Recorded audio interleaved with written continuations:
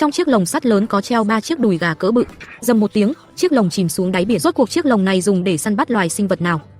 Khi mùi tanh nồng từ những chiếc đùi gà lan tỏa khắp nơi, nó nhanh chóng thu hút những con cua ở gần kéo tới. Đối với loài cua, những chiếc đùi gà này là món ngon mà chúng chưa từng được thưởng thức. Từng đợt hương thơm hấp dẫn khiến chúng không ngừng bò lên chiếc lồng. Thế nhưng những chiếc càng lại chẳng thể chạm tới đùi gà. Rõ ràng mùi thơm phát ra ngay từ chiếc lồng trước mắt, nhưng lại không thể ăn được. Chúng sốt ruột như kiến bò trên chảo nóng, liên tục chạy qua chạy lại. Trong khi đó, một con cua thông minh đã bò được vào bên trong. Nó đang ăn uống vô cùng ngon lành, ăn đến mức vô cùng thích thú. Những con cua bên ngoài nhìn thấy thì nóng lòng không thôi. Một con liền cố gắng bò vào từ cửa bên, trở thành con cua thứ hai được thưởng thức đùi gà. Còn con cua bên ngoài chỉ biết đứng nhìn đầy tiếc nuối. Nó không hiểu vì sao mình lại không vào được, thế là liên tục húc mạnh vào chiếc lồng sắt. Vài phút trôi qua, nó dường như nhận ra rằng có lẽ mình đã tìm sai vị trí. Nó men theo chiếc lồng vòng ra phía trước, rồi đẩy cửa sắt và bò thẳng vào bên trong. Cuối cùng cũng được ăn những chiếc đùi gà thơm phức. Lúc này vẫn còn rất nhiều con cua ngửi thấy mùi đùi gà và kéo tới. Con cua vừa mới đến này thấy đồng loại ăn uống vô cùng thích thú, nó cũng muốn được góp phần. Sau một hồi quan sát, nó phát hiện ra cánh cửa sắt. Nó lùi lại vài bước, rồi lao về phía cửa với tốc độ cực nhanh, nhưng lại bị những con cua bên trong chặn mất lối vào. Nó không sao chen vào được, tức đến nghiến răng nghiến lợi, chỉ muốn dùng càng kẹp cho một trận. Đúng lúc đó, một con cua khác hùng hổ lao tới, trực tiếp húc ngã nó sang một bên, rồi liều mạng chen vào trong, nhưng vẫn bị những con cua bên trong chắn lại. Dù cố gắng thế nào cũng không vào được. Thật là đáng ghét. Để được ăn những chiếc đùi gà thơm ngon, hai con cua cùng tăng tốc lao vào cánh cửa. Nhờ sức hợp lực của cả hai, chúng đã đẩy bật những con cua bên trong ra, và cuối cùng cũng chen vào thành công. Giờ thì chúng có thể thưởng thức những chiếc đùi gà thơm phức rồi. Không còn ai chặn cửa nữa, một con cua khác cũng dễ dàng bò vào. Sau đó liên tục có thêm nhiều con cua kéo tới.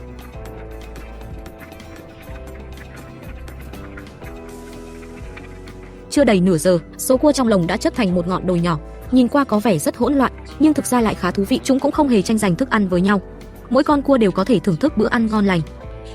Chỉ tiếc là lượng thức ăn của mỗi con quá ít, ngần ấy con cua gặm nhấm suốt cả buổi, mà những chiếc đùi gà chẳng vơi đi bao nhiêu.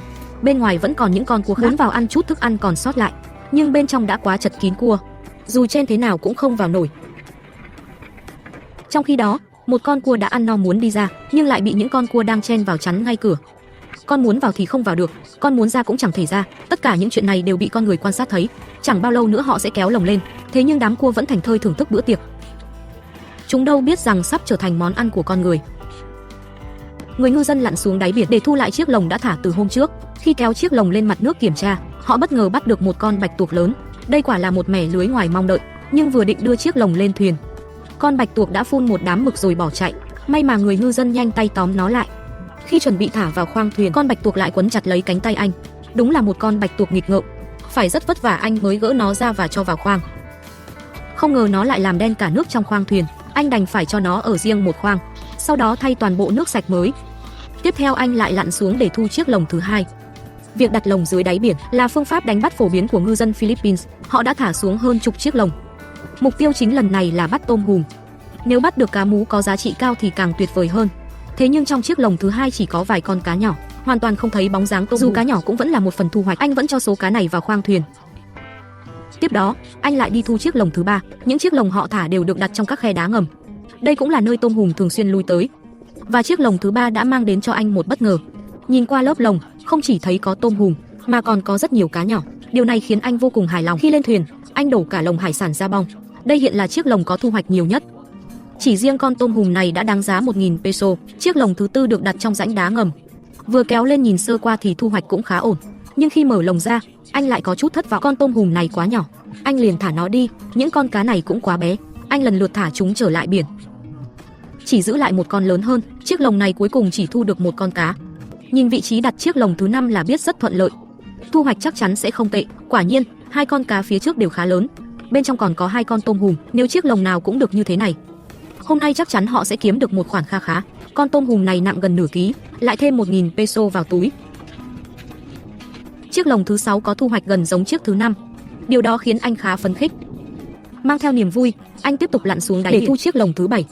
Chiếc lồng này còn khiến anh phấn khích hơn. Bên trong có một con bạch tuộc lớn, đúng là một thu hoạch ngoài mong đợi.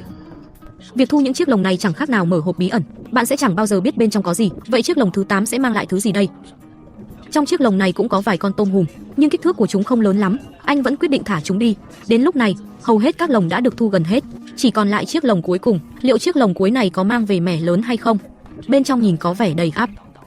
Không biết rốt cuộc là thứ gì, khi đưa lên thuyền, có thể thấy bên trong đen xì, nó vẫn đang ngọ nguậy, trông giống như một con lươn lớn, trên mình còn có hoa văn, anh không mấy hứng thú với sinh vật này, nên mở lồng ra và để nó tự bỏ đi. Trong lồng vẫn còn 2 con tôm hùm. Đáng tiếc là những con cá bên trong đã bị sinh vật kia cắn chết. Hôm nay đúng là một ngày bội thu, cứ tưởng họ sẽ mang số hải sản này đi bán với giá cao, không ngờ họ lại đưa ra một quyết định táo bạo. Họ lấy 2 con bạch tuộc lớn vừa bắt được, móc thẳng lên lưỡi câu. Số cá nhỏ còn lại cũng được dùng hết làm mồi.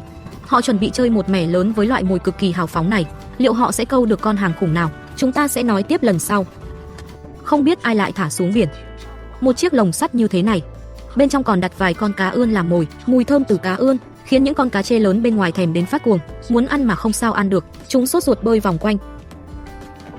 Trong khi đó, một con cá nhỏ thông minh hơn một chút đã chui thẳng vào từ lối vào và được thưởng thức bữa tiệc tự chọn. Điều này càng khiến những con cá trê bên ngoài ghen tị. Chúng ra sức húc vào chiếc lồng. Cũng không hiểu người đặt lồng đã nghĩ gì, mà lại thiết kế lối vào nhỏ như vậy, nhất định phải cho một đánh giá kém. Nhìn xem, mấy con cá lớn bên ngoài sốt ruột đến mức nào. Một con cá lớn không cưỡng lại được sức hấp dẫn của mùi ngon. Nó liều mạng chen vào trong. Đúng là con người chết vì tiền, chim muông chết vì ăn, và cá cũng không ngoại lệ khi nó được ăn món mồi thơm phức ấy. Nó đâu hề biết rằng chẳng bao lâu nữa, chính nó cũng sẽ thành thức ăn của kẻ khác. Còn những con cá ngốc bên ngoài lồng thấy đồng loại ăn được mùi ngon, liền đồng loạt vây kín xung quanh. Chúng không hiểu rằng mùi thơm rõ ràng phát ra từ chiếc lồng ngay trước mắt, nhưng lại không sao ăn được. Chúng càng không hiểu đồng loại bên trong đã chui vào bằng cách nào, chỉ có thể lượn lờ quanh chiếc lồng xem có nhặt được chút thức ăn thừa nào không. Những con cá trê to lớn này càng chỉ biết sốt ruột nhìn vào. Dù chiếc lồng được thiết kế chưa hoàn hảo, nhưng với một số con cá thông minh, chúng vẫn có thể dễ dàng tìm thấy lối vào và chui vào trong một cách thuận lợi. Chúng đã thèm những miếng thịt này từ lâu, nên vừa vào đã vội tìm một miếng để ăn. Con cá lớn bên trong thấy vậy thì sốt ruột, vì nó còn chưa ăn no, nó vội bơi tới cướp lấy miếng cá ấy. Nhưng số thịt bên trong vốn dĩ chúng ăn không hết. Con cá vừa mới vào vẫn được thưởng thức miếng mồi, thậm chí khi ăn không nổi phần thịt cá, nó còn chuyển sang gặm phần nội tạng bên trong. Điều này khiến mùi cá ươn càng lan tỏa mạnh hơn. Cá bên ngoài chiếc lồng kéo tới ngày càng nhiều, con nào cũng muốn được chia một phần, nhưng tất cả đều không vào được. Nửa tiếng trôi qua. Lúc này, những con cá bên trong đã ăn no căng bụng, chúng liền muốn chuồn đi thật nhanh, nhưng lại không tài nào tìm thấy lối ra. Rõ ràng lúc vào thì rất dễ, vậy mà giờ lại không thể quay ra. Cá bên ngoài muốn vào cũng không vào được, cá bên trong muốn ra cũng chẳng thể thoát ra. Dù thử nhiều lần, tất cả đều vô ích. Con cá lớn bắt đầu mất bình tĩnh, nó liều mạng húc vào chiếc lồng, khiến cả chiếc lồng sắt rung lắc dữ dội, đồng thời khuấy lên một đám nước đục ngầu. Nhưng dù vậy, nó vẫn không thể thoát ra. Đây chẳng khác nào một nhà tù lớn, một khi đã chui vào, sẽ không thể ra ngoài nữa. Điều chờ đợi chúng chỉ là mặc người định đoạt. Và đây cũng là điều rất đáng để chúng ta suy ngẫm. Video hôm nay xin dừng tại đây. Nếu yêu thích, đừng quên nhấn thích và theo dõi. Trong một chiếc lồng sắt có treo những miếng tôm thơm phức. Khi chiếc lồng nhanh chóng chìm xuống đáy biển, những cánh cửa sắt xung quanh tự động mở ra. Một chiếc lồng như thế này rốt cuộc được thiết kế để bắt loài sinh vật nào? Chẳng bao lâu, mùi thơm từ thịt tôm đã lan ra xung quanh. Một con cá nóc bị mùi tôm hấp dẫn nên bơi tới. Nó lập tức há chiếc miệng nhỏ xinh ra, rồi bắt đầu gặm ăn. 2 con tôm này là mồi được ngư dân chuẩn bị kỹ cho nó, ngay cả phần đầu tôm cũng đã được bỏ đi, chỉ để nó ăn được ngon miệng hơn. Thế nhưng con cá nóc này vẫn chưa biết mình đã rơi vào hiểm cảnh. Nó vẫn đang thỏa thích tận hưởng món ngon.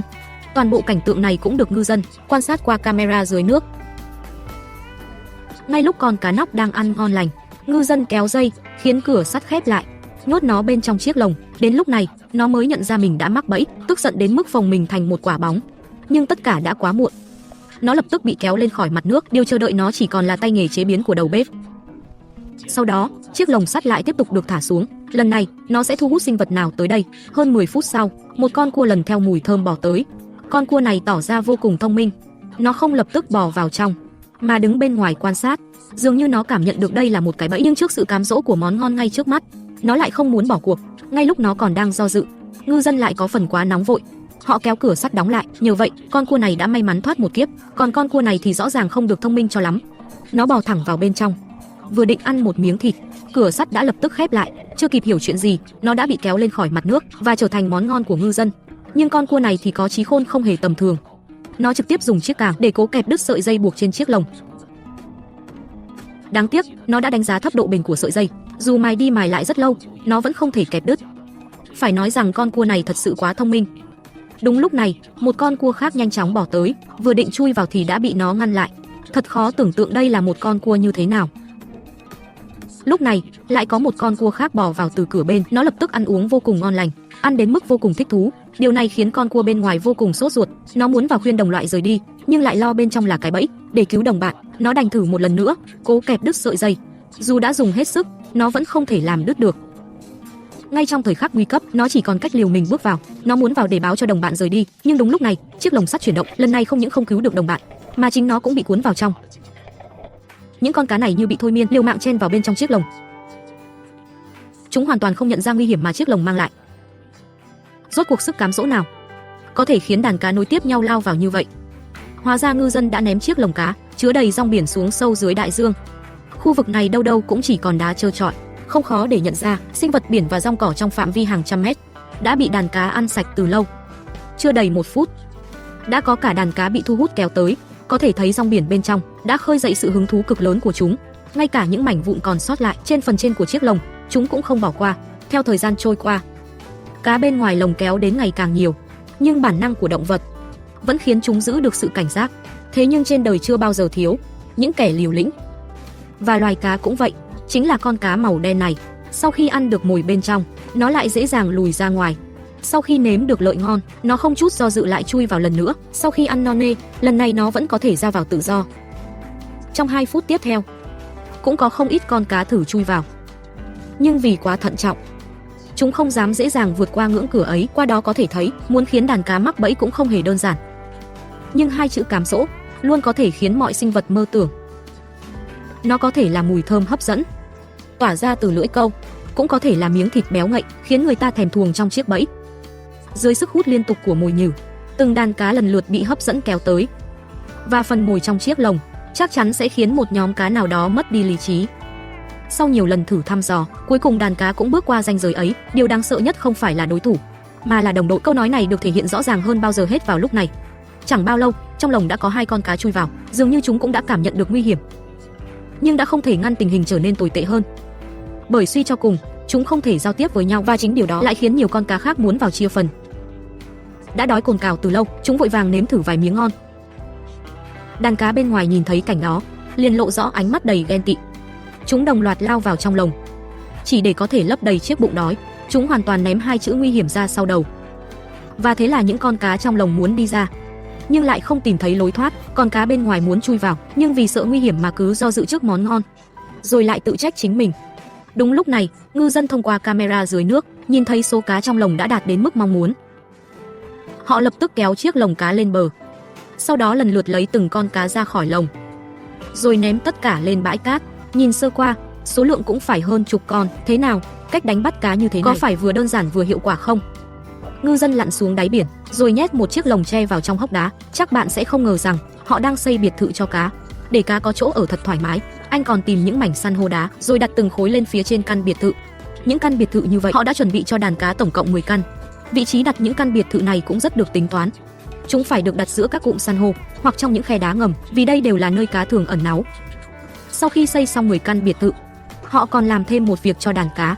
Họ không chỉ muốn cá được ở tốt, mà còn muốn chúng được ăn ngon. Họ trực tiếp chặt cá mồi thành từng miếng nhỏ. Nhưng như vậy vẫn chưa đủ, họ còn băm thịt cá thành vụn nhỏ. Như vậy khi đàn cá ăn sẽ càng hấp dẫn hơn. Sau đó, họ rải phần cá vụn vào trong biệt thự để đàn cá nhanh chóng chui vào ở. Bên ngoài cũng được rải thêm một ít mồi. Sau khi rải thịt cá vào cả 10 căn biệt thự, ngư dân mới yên tâm rời đi. Bạn xem, người vừa đi khỏi thì đã có cá tới tranh ăn. Những chiếc lồng này sẽ được đặt dưới đáy biển trong 3 ngày. 3 ngày sau, ngư dân đầy hy vọng quay trở lại. Anh còn thành tâm cầu nguyện trên thuyền một lúc, rồi mới lặn xuống. Khi nhìn vào chiếc lồng đầu tiên, bên trong biệt thự đã đầy ắp cá. Quá phấn khích, anh lập tức giơ ngón cái lên, rồi nhanh chóng nổi lên báo tin vui cho đồng bạn. Sau đó, anh kéo chiếc lồng cá lên mặt, còn đồng bạn đã chuẩn bị sẵn nước biển trong khoang thuyền. Khi đưa chiếc lồng lên thuyền, anh đổ cả lồng cá vào trong khoang. Chỉ riêng chiếc lồng đầu tiên đã thu được hơn chục con cá. Nếu chiếc nào cũng có thu hoạch như vậy, hôm nay chắc chắn họ sẽ trúng lớn. Tiếp đó, họ đầy tự tin đi thu chiếc lồng cá thứ hai.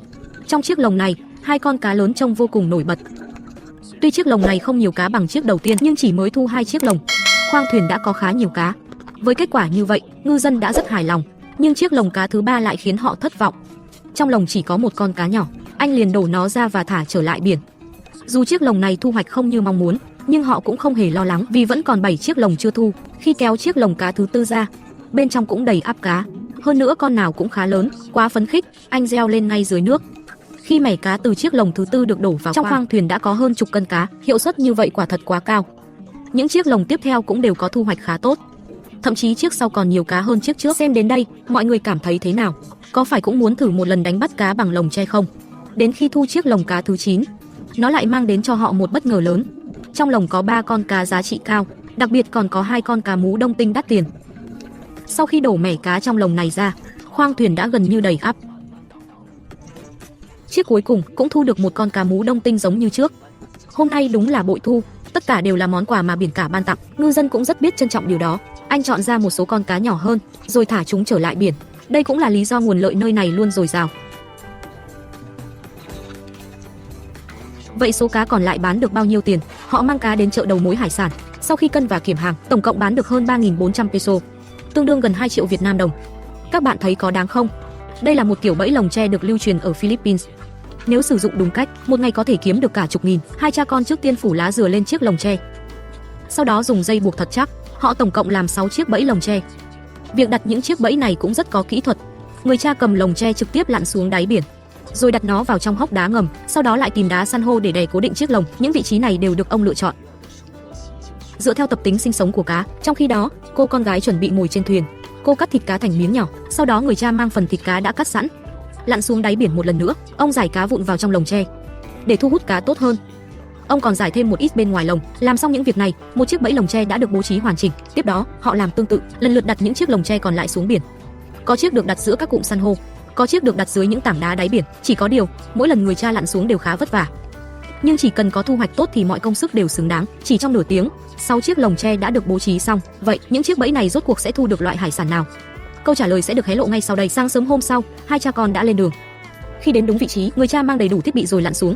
Ông tìm đến chiếc lồng tre đầu tiên, nhìn vào bên trong lồng, không ngờ lại có một con cá mang hoa văn như da báo. Quá phấn khích, ông lập tức kéo lồng tre nổi lên mặt nước. Cô con gái trên thuyền nhận lấy chiếc lồng, rồi nhanh chóng mở nút cho nước biển tươi mới chảy vào. Sau khi người cha đổ con cá ra, không ngờ đó là một con cá mú nặng khoảng 2-3 cân. Tuy chỉ thu được một con cá, nhưng ngay chiếc lồng tre đầu tiên đã có được một món hàng giá trị, xem như một khởi đầu rất tốt. Tiếp đó, người cha lại đi thu chiếc lồng tre thứ hai. Nhìn xuyên qua chiếc lồng, bên trong có một con cá mú lớn vô cùng nổi bật, ngoài ra còn có vài con cá tạp nhỏ. Ông kìm nén niềm vui trong lòng, rồi rời san hô ra và kéo chiếc lồng thứ hai lên. Người cha đổ thẳng số cá trong lồng ra bong thuyền. Thu hoạch của chiếc lồng này thật sự rất khá. Không chỉ có vài con cá tạp nhỏ, mà còn có một con cá mú nặng hơn 1 cân. Với thu hoạch như vậy, hai cha con vô cùng phấn khích. Họ càng mong chờ những chiếc lồng phía sau. Đến chiếc lồng tre thứ 3, người cha vừa nhìn một cái đã lập tức giơ ngón tay cái lên. Không cần nói cũng biết, chắc chắn lại là một mẻ đầy ắp. Khi lên thuyền, ông đổ cả lồng cá ra ngoài.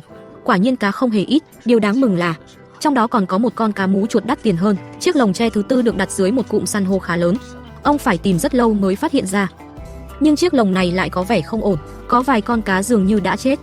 Đổ ra xem thử, 5 con thì đã chết mất 3 con. Dù không bán được giá cao, nhưng ông cũng không chê, mang về tự ăn thì vẫn rất ổn. Lúc này mới chỉ thu được 4 chiếc lồng tre, mà khoang thuyền đã đầy cá. Hơn nữa đều là những loài cá biển có giá trị. Cô con gái vui đến không khép được miệng. Chiếc lồng tre thứ 5 cũng không khiến cô thất vọng, bên trong cũng đầy ắp cá. Không chỉ có một con cá mú, mà còn có một con cá mú đông tinh, còn vài con cá nhỏ thì ông lại thả trở về biển.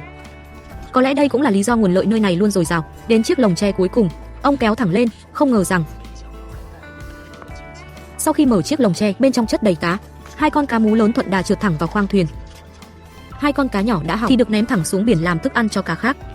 Hôm nay đúng là một ngày bội thu, cả khoang thuyền đầy ắp hàng ngon. Sau đó, hai cha con đến chợ đầu mối hải sản để cân và bán cá. Cá tạp nhỏ nặng 13 cân, 3 con cá mú nặng hơn 8 cân. 3 con cá mú đông tinh nặng hơn 3 cân. Tổng cộng bán được 4.000 peso, tương đương gần 2 triệu đồng. Ngư dân lặn xuống đáy biển, đặt một chiếc lồng tre vào trong hốc đá ngầm, rồi sau đó cho phần cá vụn vào trong lồng để thu hút cá tốt hơn. Ông còn rải thêm một ít cá vụn bên ngoài lồng. Đây là phương pháp đánh bắt bằng lồng tre thường được ngư dân Philippines sử dụng. Những con cá bắt được bằng cách này đều là cá có giá trị. Nhưng việc đặt những chiếc lồng tre này cũng rất có kỹ thuật.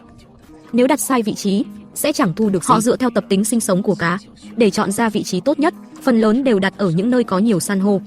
Tổng cộng có 5 chiếc lồng tre được thả xuống. Rốt cuộc chúng sẽ mang lại thu hoạch thế nào? Câu trả lời sẽ được hé lộ ngay sau đây. Ngày hôm sau, ông lặn xuống tìm chiếc lồng tre đầu tiên, nhìn vào bên trong lồng, thật không ổn chút nào. Số cá bên trong chỉ lác đác vài con, hơn nữa chỉ là vài con cá tạp nhỏ không đáng kể. Nhưng dù cá nhỏ cũng vẫn là thu hoạch, ông vẫn kéo chiếc lồng cá lên, tiếp đó lại đi thu chiếc lồng cá thứ hai.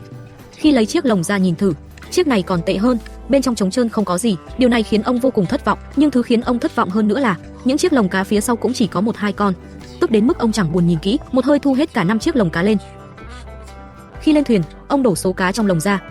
Tổng cộng còn chưa đến 10 con. Chừng này cá thậm chí còn không đủ bù tiền mồi. Vậy phải làm sao đây? Chỉ cần không nản lòng. Cách giải quyết luôn nhiều hơn khó khăn, cậu con trai liền cầm lấy một con cá nhỏ, móc lên lưỡi câu, chuẩn bị đánh cược một phen, biết đâu lại đổi đời. Khi dây câu chạm đáy, cậu nằm trên mạn thuyền để cảm nhận lực kéo trên dây. Chưa đầy 5 phút, cậu đã giật mạnh dây để đóng cá, rồi dùng hai tay thay nhau thu dây câu lại. Trong lòng vô cùng mong chờ một con cá giá trị. Khi dây câu dần được kéo lên, một bóng đỏ từ từ nổi lên mặt nước.